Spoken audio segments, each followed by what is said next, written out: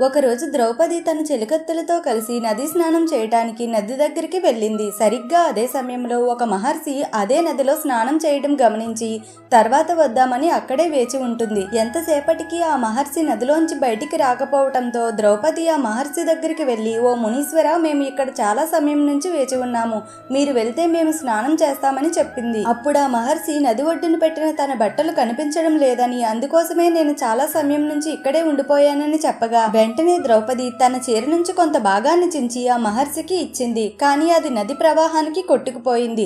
ద్రౌపది మళ్లీ కొంత భాగాన్ని చించి ఇవ్వబోతుండగా దాంతో తన దేహాన్ని కప్పుకోవడం వీలు కాదని గమనించిన మహర్షి, నీ పక్కన ఉన్న చెలికత్తెల్లో ఎవరినైనా ఇవ్వమని అడిగాడు. వారు దానికి అంగీకరించరు. దాంతో మహర్షి ద్రౌపది దాతృత్వానికి మెచ్చి ఆపద కాలంలో ఆ శ్రీకృష్ణ పరంధాములే నీకు సాయం చేస్తాడని వరం ఇచ్చి అక్కడి నుంచి మాయమైపోతాడు.